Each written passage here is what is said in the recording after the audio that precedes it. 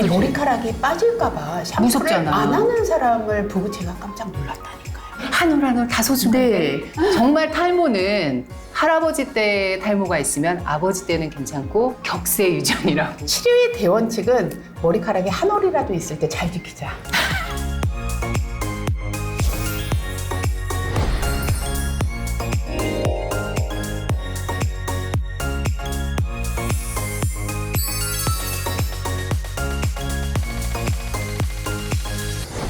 안녕하세요. 예뻐지는 굿라이프 박수연입니다. 네, 안녕하세요. 피부과 전문의 김현진입니다. 원장님, 요즘 이것 때문에 정말 고민이신 분들 너무 많은 것 같아요, 주변에. 병원에는 더 많아요. 더 많아요? 네. 원장님은 괜찮으신가요? 네. 아니, 이게 진짜 유전적으로 탈모가 있으신 분들도 있고, 원래 머리숱이 많았다가 갑자기 우수수 떨어지는 분들, 또 모발이 날이 갈수록 점점 가늘어지는 분들도 있고요. 아, 이거 정말 한 올 한 올 소중한 내 머리카락 어떻게 하면 잘 지켜낼 수 있을지 오늘 그 이야기 해보도록 하겠습니다. 탈모, 도대체 왜 생기는 겁니까, 탈모? 일단 탈모도요. 우리 얼굴에 주름이 생기는 것처럼 노화 과정 중에 하나예요. 아, 또 노화인가요? 너무 슬프죠. 너무 이렇게 슬퍼. 얘기하고 싶지 않았는데. 네.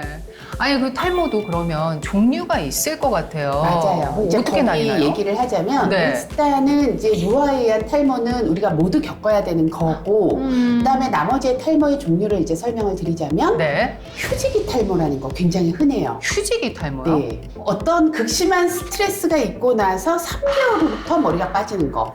뭔지 우리가 알겠다. 네. 출산을 하고 나서 네. 수술을 하고 수술하고 나서 나서? 열병을 앓고 나서 또는 극심한 다이어트를 하고 나서 머리가 너무 많이 빠진다. 오, 라고 저 이제 많이 경험해봤어요. 맞아요. 예. 그게 이제 휴지기 탈모증이고요. 아, 그게 휴지기 탈모. 네. 그리고 이제 남성용 탈모, 여성용 탈모. 네. 이제 호르몬에 의한 탈모죠. 음. 그리고 원형 탈모. 원형 탈모. 네. 동그랗게 머리 빠지는 거. 그러니까요. 예. 그것도 있고 그다음에 이제 뭐 곰팡이 감염 때문에 생기는 탈모도 있고요. 아, 그래요? 세균에 의한 탈모도 있고 아. 그리고 또 흔한 탈모가 또 뭐가 있냐면요. 이렇게 쥐어 뜯는 거. 아, 쥐어뜯는 것도 네. 탈모인가요? 그게 이제 네. 시민성 탈모, 그다음에 이제 뜯어서 생기는 탈모. 네. 근데 그게 이제 원형 탈모하고 다른 거는 뭐냐면 네.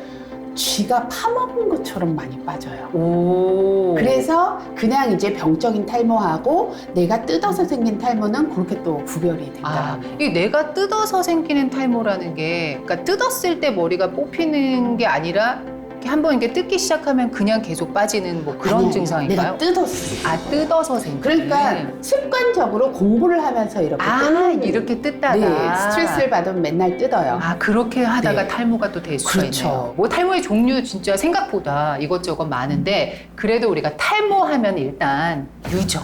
네. 유명한 사자성어 있잖아요. 격세유전이라고.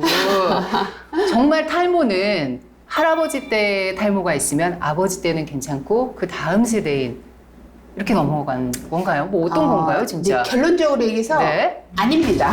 아닌가요? 네. 안심했는데 아닌가요? 네. 그러니까 사실 유전이라는 네. 게 그렇게 한 대를 건너서 꼭 나타난다 이렇게 수학 공식처럼 떨어지지가 않아요. 아, 그런 건 아니에요? 네. 그래서 만약에 아버지한테 있었다, 할아버지한테 네. 있다, 이제 그 탈모가 그러면 나한테 있을 가능성이 높다라는 거예요. 확률적으로. 확률적으로는 가능성이 네. 높다. 네. 그러니까 이제 아버지가 머리가 없다, 할아버지가 없다 하시는 분들은요. 네. 20대부터 병원에 오셔서 저 약 주세요 하시는 분들이 미리 생각보다 관리하시는구나. 많아요. 네. 예방 차원에서. 그러면 이제 의사인 저는 이거 약을 드려야 되나 말아야 되나 되게 괴로운 경우도 있죠. 보통은 이렇게 또 남성분들이 탈모 때문에 고민이신 분들이 많은데 여자들도 보면 요즘 흔히 탈모들이 좀 나타나는 분들이 많아요, 요즘에. 너무 많죠. 그러니까요. 이제 여성들의 탈모는 남자들하고 다른 게 뭐냐면 남자들은 이제 이 헤어라인이 뒤로 후진을 한단 말이에요. 후진. 그래서 대부분은 알아차려요. 아니 내가 왜 이렇게 이마가 넓어졌지? 근데 여성용 탈모는 이런 형식으로 나타나지가 않습니다. 양상이 다른가요? 네, 그래서 잘 모르는 경우가 오. 많아요. 어느 날 보니까 내 머리가 너무 많이 빠져있네 이렇게 네네네. 아시는 경우가 많은데 차이가 뭐냐면 여성분들은 왕관형 탈모. 왕관. 네, 이게 여왕이라서? 후진을 하는 게 아니라 이쪽이 없는 거예요. 아, 여기가. 네, 그러니까 왕관을 쓴 부위가 그쪽이 이제 빠진다라고 해서 왕관형 탈모라고. 그래서 왜 어머님들도 홈쇼핑 보면은 여기에 이렇게 꼽는 거 있어요. 여기만. 맞아요. 가발이 위에가 좁은 홈. 가발. 맞아요. 아, 그래서 그런 가발이 네, 나오는 네. 이유가 그래서 그랬구나. 그러니까 앞에는 뭐 그게 좀 괜찮은데 그런데 봐줄만 한데 위에가. 위에가. 이건 또 원형 탈모랑도 조금은 다른 얘기죠. 그렇죠. 원형 탈모는요, 진짜 동그랗게 동그랗게. 거기가 동전처럼. 그냥 살이에요. 그냥 살로 된 네, 거. 머리가 없어요. 그러면 탈모가 그 생기는 뭐 이유가 뭐 여러 가지가 있을 텐데 뭐가 있을까요? 유전에 의한 것도 지금 잠시 좀 언급을 하셨지만 유전에 의한 거, 네. 그 다음에 호르몬에 의한 거. 호르몬. 그러니까 우리가 갱년기 되면 머리가 많이 빠지는 게 여성 호르몬이라는 게 우리 몸에 콜라겐을 만들어주고 네. 모발을 잘 자라도록 해주는 건데 이제 이게 없어지면 갱년기가 되면서 머리가 훅 빠지는 거예요. 그 다음에 남자 같은 경우에도 그 5알파 리덕타제라는 게 있는데 어렵네요. 그 효소하고 연관돼서 이제 민머리가 되는 거예요. 그러니까 그 호르몬 때문에 머리가 빠지는 경우가 그럼 굉장히 그 많고. 호르몬이 많으면 머리가 빠지는 건가요? 아니면 적으면 빠지는 건가요? 많으면 네. 빠지는 거예요. 아, 많으면. 그래서 그 효소가 일을 못하도록 하는 게 이제 그 약들인가요? 네, 약들인 거예요. 그리고 사실 원형 탈모 같은 경우에는 좀 스트레스랑도 상관이 있지 않나요? 그렇죠. 스트레스 받으면 머리가 이렇게 빠지고 잠을 네. 못 자도 빠지고 이게 이제 원형 탈모의 원인인데 원형 탈모도 원인을 아직 잘 모르기는 해요. 원형 탈모. 단지 자가 면역 질환이 아닐까. 오. 우리 모근을 파괴하는 세포가 내 몸에서 저절로 생기는 거예요. 네. 그러다 보니까 내 거를 내 거로 인식을 못하고 남의 걸로 인식해서 공격을 하는 거예요. 공격을 해서 머리카락 네. 한 올도 못 나게. 네, 거기 이제 공격을 하다 보니까 머리가 빠지는데 보통 그렇게 그 기전이 약간 이렇게 흔들리는 게 네네. 스트레스를 받거나 힘들거나 잠을 못 자거나 하게 되면 그런 체계들이 흔들리면서 모낭이 파괴되는 이런 원형 네. 탈모가 생기겠고 어쩔 수 없이 염색하시는 분들 많잖아요. 염색하시는 분들 중에 탈모가 생각보다 많아요. 난가 봐. 요즘 머리가 너무 가늘어져요.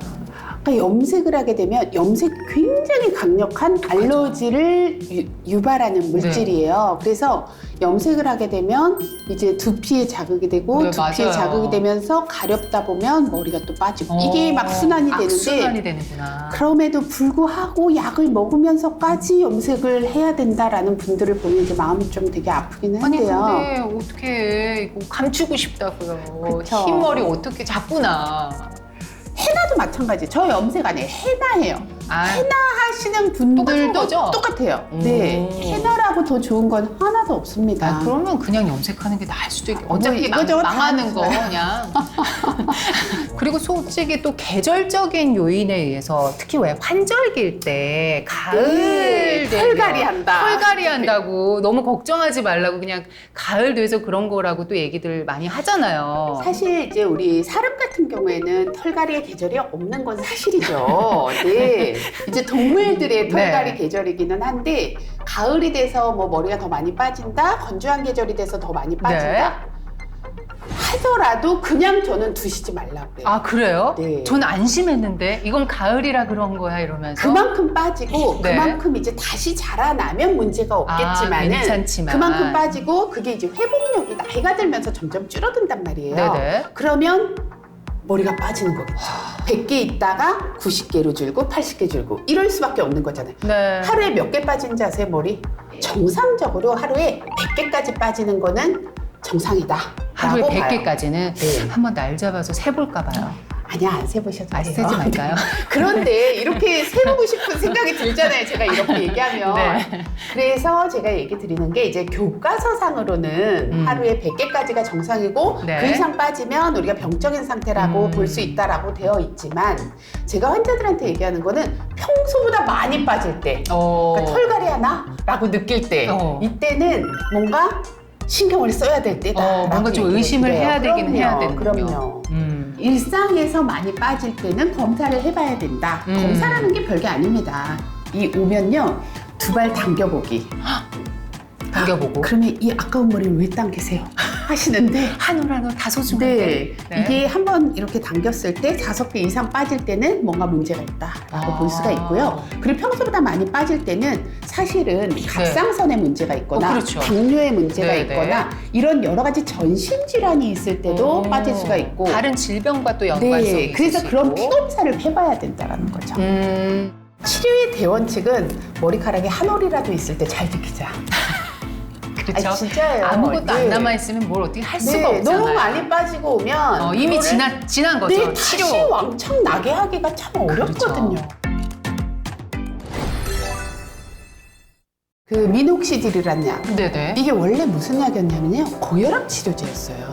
부작용으로 머리털이 나더라. 뭐 발기부전이라든지 성욕감퇴라든지 여성분들은 그 약을 만져서도 안 되는 약이에요. 그거 조심하셔야 되고요.